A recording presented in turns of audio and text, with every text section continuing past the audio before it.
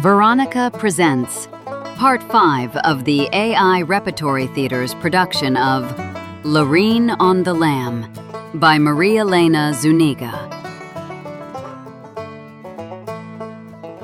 Back in 1986, after a visit by a handsome stranger inquiring after Sammy and overhearing a heated phone call, Livy McClune went to Indian Cave, where she stumbled in the darkness and struck her head on a rock.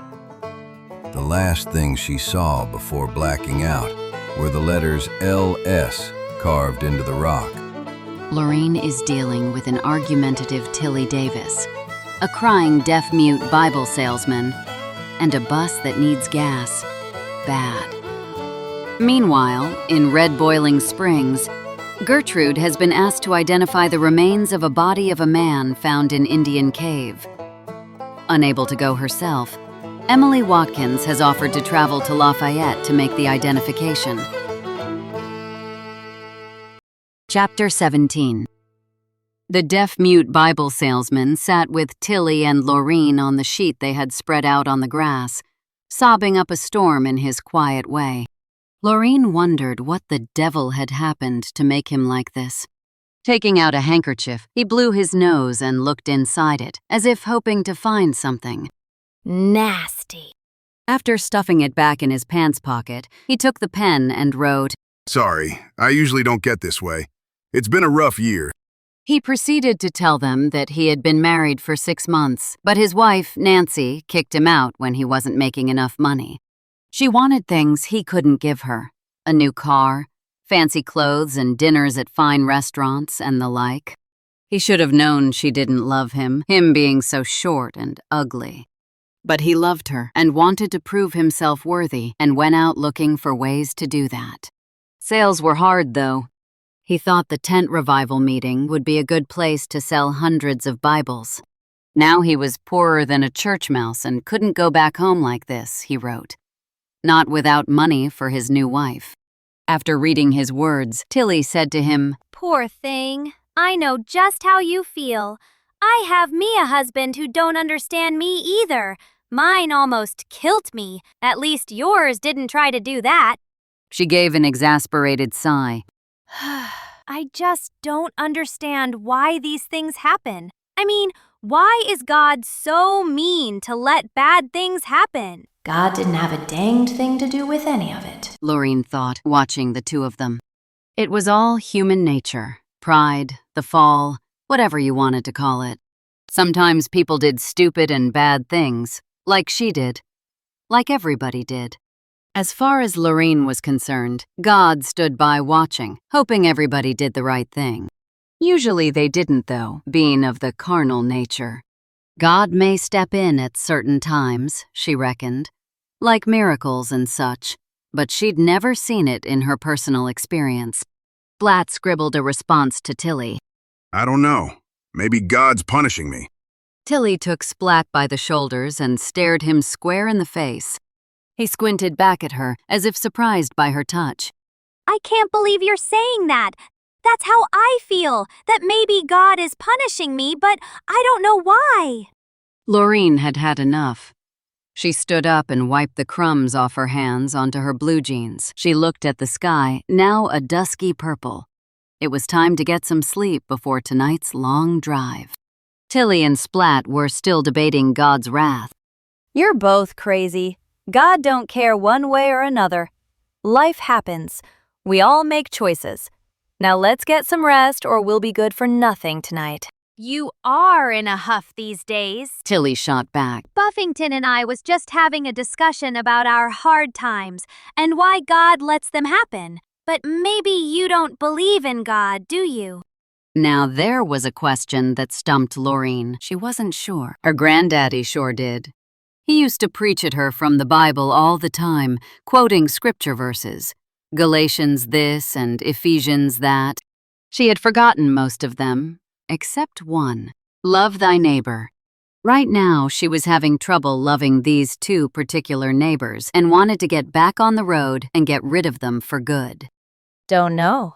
But if there is a God, he'd best take care of the two of you because I'm dumping you tonight at the first gas station we stop at. Tilly stood up in a huff. You can't do that. I mean, what's going to happen to us? Besides, you promised to take me with you to Nashville.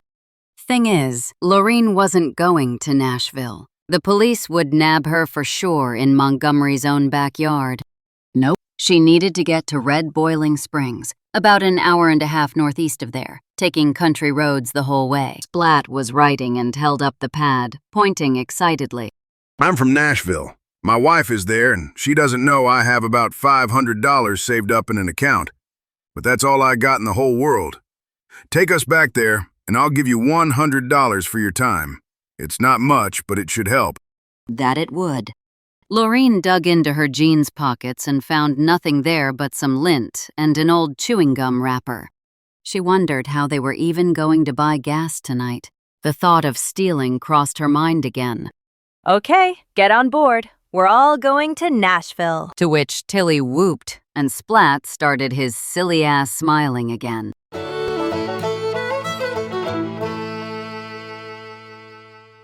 Chapter 18.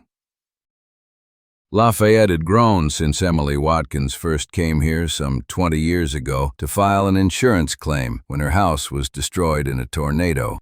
After that storm, she figured nothing else in life would bother her, but right now she felt intimidated as the taxi wound through the streets lined with buildings, restaurants, shops, and people. Red Boiling Springs was in the country and far removed from this kind of thing. Emily felt strange and out of place in this hustle and bustle as Ben Hooper pulled his car up in front of the police station. Much obliged, Emily said, paying Ben. Shouldn't take long, if you wouldn't mind waiting. Ain't got nowhere to go. Take your time, he said, letting out a yawn. Emily took a deep breath and walked up the steps and into the lobby, where she told a uniformed policeman behind a desk she needed to meet with Police Chief Purdy. He hit an intercom button and told Purdy he had a visitor, while Emily stood there fidgeting. The police chief emerged from a back room, a tall, lanky man in his 50s, with a big smile that showed a gap between his front teeth. After shaking her hand, he apologized for bringing her out here for what he called a grisly task. He escorted her to his office, where Emily sat across from him, clutching her purse on her lap, a way of steadying herself. I suppose it has to be done. I knew Mac as a neighbor. Gertrude and I could never figure out what happened to him, even though they did find his cap on the edge of Big Gap Bluff. Wasn't like Mac to jump off that ridge, or to up and run off, and why he would end up in Indian Cave is beyond me, as he never went into the place. But you never know. Emily paused to catch her breath. Purdy pushed his police cap back from his forehead and seemed to be contemplating saying something. Ma'am, I'm afraid all you'll see are some bones. The clothing is what we need you to look at. We also found a wallet in one of his pockets, but all it had in it was a photo. We figure whoever killed him, or some kids, took whatever money was in there. But then we won't know if he met foul play until we get the remains over to the medical examiner in Nashville. It could have been just a tragic accident.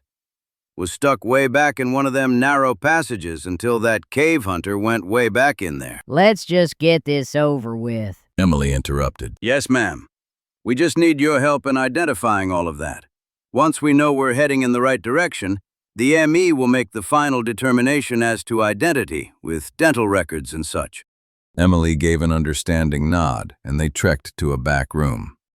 On a table, something, not much, was covered with a white sheet. Ready? Purdy asked. Emily's stomach flip-flopped. Now she wished she hadn't agreed to this, but she had to help Gertrude. After all, Gertrude had saved her life. I suppose so, Emily said. Under the sheet was a skull and a scattering of bones that looked like ribs, arms, and legs encased with tattered overalls and work boots that were falling apart. A shudder went through Emily, seeing old Mac like this. It seemed like his clothing, sure enough. Around the neck bone was a tattered red kerchief, something Mac wore on occasion. She felt like her knees were going to give way. It's him. The police chief covered the bones again and asked her if she'd mind taking a look at the faded photo they found in the wallet. He held it up to her, and Emily recognized it right away. Yes, sir. That's his granddaughter, Loreen. A sun and moon shone on that little girl. Always showed that picture to folks. Sorry to say it must be Mac. After she signed some forms and took some other papers for Gertrude, Emily didn't feel like shopping anymore. But she didn't feel like going home either. She felt unsettled about all this. Realizing that Mac was really dead shook her up. Not that she hadn't suspected as much, but a part of her had always thought maybe he just up and left. Why he would do something like that, though, didn't make sense. She decided to visit the library and asked Ben if he wouldn't mind driving her there. As she recalled, it was always a pleasant place, quiet and cool, and she needed to calm down a bit. Once inside, she ambled through aisles, reading the different titles of books. Not that she was a big reader. It was something to do to distract her from this morning. Then she had a thought. Didn't they have old newspapers stored in libraries? She didn't recall what the newspaper had said about Mac's disappearance, and was curious. She didn't know how to fool with computers, so with some help from a librarian, she figured out how to run the microfiche and started flipping through old articles of the Macon County Times, trying to remember the year Mac disappeared. 1986 or 1987?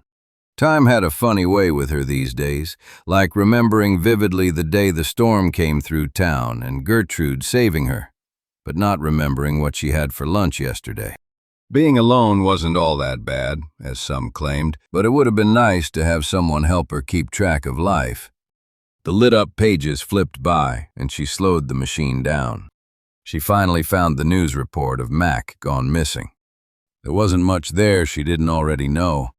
About Mac's work at the lumber mill and finding the cap, and a few sentences about Gertrude and Loreen asking for help in finding him. She rolled the microfiche a bit faster and stopped when she saw Mac's name again.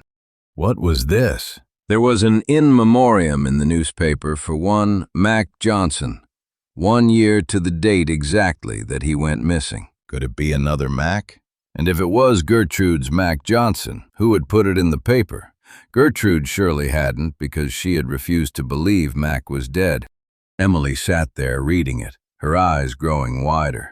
The in memoriam briefly told of Mac's life, and it surely sounded like him. Same age, born in Walnut Shade, and one son, Nathan. Mentioned Loreen and Gert as well. This had to be old Mac. Emily swallowed hard when she finally read to the end. It was signed, "Your loving brother, Lonnie Smith." Emily was stunned, not knowing what to make of all this. She never knew that Mac had any kin. But if Mac's brother had the last name of Smith, why was Mac's last name Johnson? Emily would ask Gertrude what she knew, if she knew at all. She asked the librarian if she could have a copy of this article. When the woman was finished doing that, Emily thanked her, stuffed it in her purse, and had Ben drive her back to Red Boiling Springs.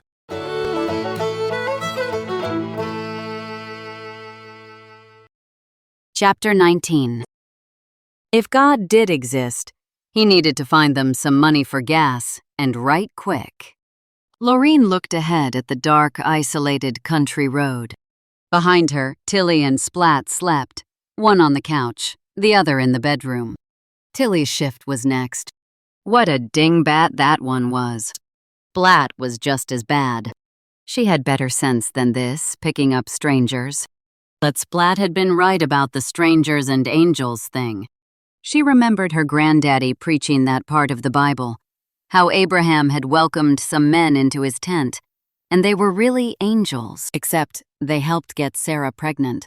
She'd have none of that, thank you very much. Loreen took in a weary sigh.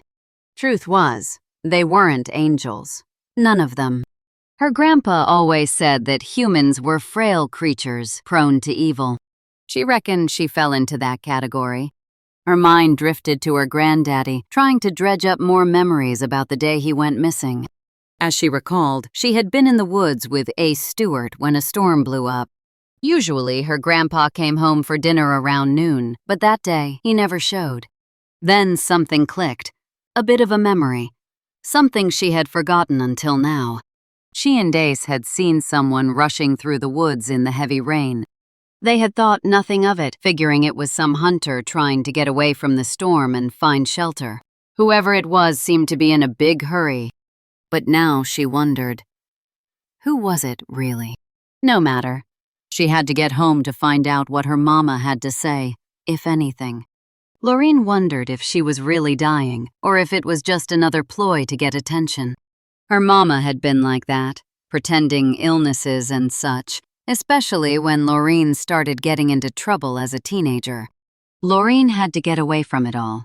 Her mama's theatrics and clinginess, the small-town life with nothing in it but poverty and loneliness. The only choices on a Friday night were the Dairy Queen or getting laid. Neither one ever solved the problem of living in such a God-forsaken place. Loneliness. Now there it was, she thought, focusing on the gas gauge heading towards a bright red E. She had never considered that being alone was like being on empty, and what pushed her into trouble. But now, with so much thinking time on the road, perhaps that was it. She was flat out lonely. That's why she hooked up with those loser men, so she'd have somebody around, and even if they didn't love her, at least there would be someone there. If that was the case, then why did she still feel lonely, even with Tilly and Splat on the bus with her? Her head hurt from thinking such deep thoughts, which she normally tried to push away when they crept up on her. She recalled a woman inmate, name of Carmela, a few cells down from hers, who was always reading that kind of self-awareness crap, like Norman Vincent Peale and Wayne Dyer, always preaching about how our thinking directed our lives. Bonafide cow dung is what Loreen thought. Self-help teachers were rich, and she and the women in prison were downright broke because they did wrong. Plain and simple. You attract into your life whatever you're thinking, Carmela used to tell her at lunchtime, whispering like it was some damned wisdom of the ages. Yeah, well, think this, Loreen'd say, giving her the finger and marching off. Carmela, who considered herself something of an amateur shrink, never gave up. She also told Loreen she was messed up because she grew up without a daddy and didn't know a man's love. Whatever. Truth was, Loreen had felt lonely most of her life, even when she was a little girl. Right now, that gut feeling of loneliness wouldn't leave her, like her two traveling companions. They were slowing her down, and she needed to get back to Red Boiling Springs soon. This was her second night on the road, and she wondered why nobody had come after her yet. Surely Hezzy had reported the bus stolen, and the police would come looking for it, and surely they had an APB out on her. She counted her lucky stars, hoping she'd make it home to her mama before she got caught. That is, if she filled up this gas guzzler, and soon. Pockets of light opened up here and there from along the roadside. A closed convenience store, a house, street lamps, but otherwise, they were in the middle of nowhere. Loreen needed to do something and decided it might be something illegal again, like stopping at a closed gas station and either dipping into the till or breaking into the pump itself. Bored, she pushed buttons to try different radio stations. 2 words caught her ears. Josh Montgomery, and she cranked up the volume, catching the end of the announcement. And doesn't know what happened to his tour bus or where it went, but it was stolen 2 days ago out of a Houston garage. Police are on the lookout for the vehicle, which shouldn't be hard to find. A female prison inmate, whose name is not yet being released to the press, escaped from the Houston Women's Correctional Facility and is believed responsible for stealing the bus. Hot damn. They were talking about her. The police would surely be on her tail now. As she was fretting about this recent news, someone tapped on her shoulder, making her jump. Geez, Splat, you scared the crap out of me. Don't do that again. She wondered if he slept with his pad and pencil. He wrote, Had a feeling there was something fishy about you being on this bus. Was just biding my time. Damn, and what the hell? How did he know about her stealing Josh Montgomery's tour bus? Unless he had just heard it on the radio announcement. She hadn't said a word about it, even with all his lip reading. The realization caught Loreen in a panicked and angry face-to-face moment with Splat. Why, you no good, lower than a snake's belly sumbitch. You been playing me this whole time. I should have known you was nothing but a con man. In a split second, Splat's expression changed from accusation to anger. The transformation scared Loreen. He threw the pad and pencil on the floor and grabbed the steering wheel, causing the bus to swerve on the road like it was drunk. Loreen fought back, trying to steady the bus again, when Splat lost his footing, toppled over and hit his head on the dashboard with a thunk. He landed in a heap at the bottom of the steps near the door, as the bus sputtered and coughed and came to a dead stop on the side of the road. Loreen sat there, cursing and trembling. Splat was out cold, blood running down his face. Now they were stranded and prime meat for the police, who she didn't know were hunting her until a few minutes ago. If there was a time for praying, this would be it. But Loreen couldn't manage a word, much less an amen, trembling as she was.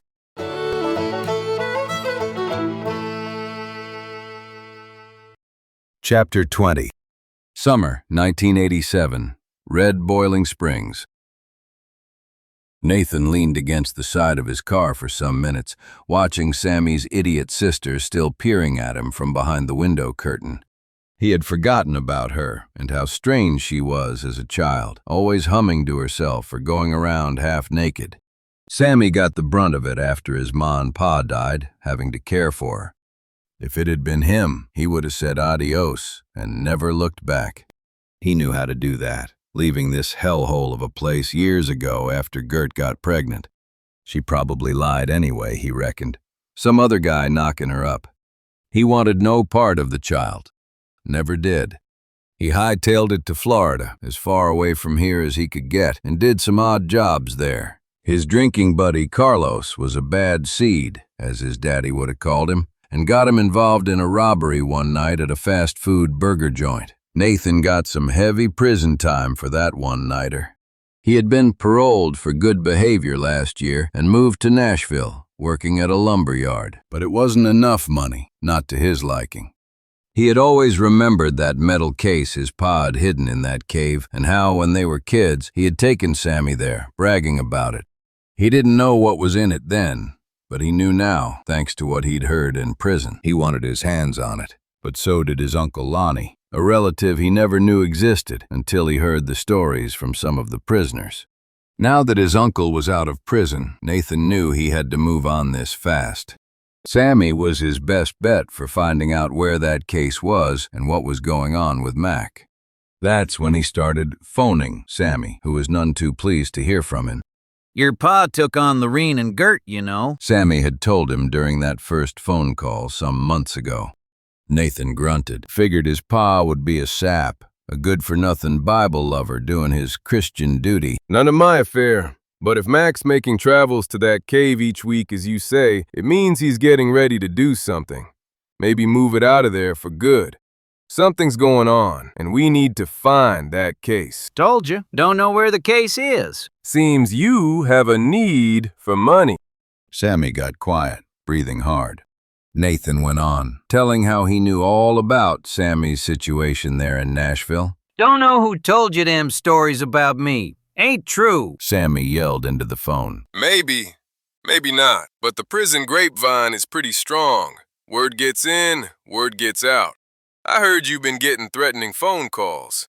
As I see it, we both can help each other. And you will help me unless you want the news spread everywhere that you head to Nashville every weekend. With that, Sammy had quieted down and agreed to their plan.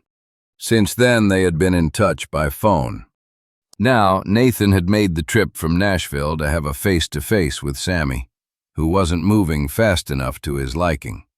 Reaching into his jacket pocket, he pulled out a cigarette. Interesting what a body could learn about others in prison, the secrets they hid. Inhaling deeply, he let out a slow curl of smoke into the air. Livy was still peeking out at him from behind the curtain. He grinned. He'd come back tomorrow and talk to Sammy after he got in from work so they could get their plan going. He crushed the cigarette out with the toe of his shoe and drove off.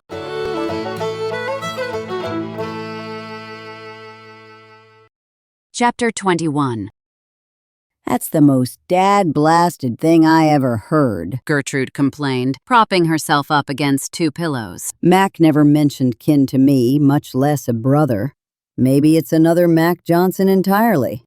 Emily stood by Gertrude's bedside, glasses perched on her nose, peering over at the newspaper's in memoriam as Gertrude read it. It was printed 1 year later, to the day he disappeared, as if someone knew, Emily said, finally sitting down across from her. Gertrude folded up the paper and set it on her bedstand next to the medicine bottles. Strange thing is, she thought, Nathan never mentioned it either. An uncle? A brother of his daddy's?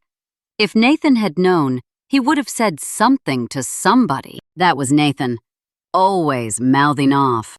And why put an in memoriam in the paper a year later? Emily, who was looking out the window, told Gertrude about the earlier part of her day and how she had recognized the clothing that Mac wore. She also told her about the photo of Loreen. I appreciate what you did, Emily. I'm sure it wasn't easy. It wasn't a picnic, I'll tell you. But here's what puzzles me. How could there be a death notice in the paper if those were Mac's remains I identified this morning? Nobody knew he was dead until now. Unless, of course, he wasn't dead when he disappeared and really did die a year later. Puzzling, I'll be bound. A dull, throbbing pain had made its home between Gertrude's eyes and was growing worse with this conversation. She knew something that Emily didn't. Something that Mac had told her in that letter that made all this too possible. Then, of course, he had written that letter a long time ago, so anything could have happened since then. Oh, shoot fire, She finally said in exasperation. What difference does it make if Mac had a brother or not? Emily pondered. Can't rightly say, but it is curious, don't you think? Mac had tried to be a good Christian, and as Gert saw it, he had atoned for his sins, no matter his family connections. She steered the conversation toward her need for some rest. Emily seemed put out, as if her great news had not merited the attention it deserved. I thought you'd be interested, Gert. Nothing more. Sorry, you did me a good deed by going into town today. Thank you for doing what you did. After Emily left, Gertrude opened the drawer on her bedstand and pulled out the Bible. She took the letter and opened it up and read the first sentence again, addressed to her as she had many times. Gertrude, you are reading this when you are meant to, and I am writing to tell you something that may surprise you. I am also writing to tell you what I want you to do when you find this letter. She folded the letter back and stuffed it between psalms. Now, if only Loreen would get herself back to Red Boiling Springs, she thought, coughing, wondering if she'd die before her daughter got there.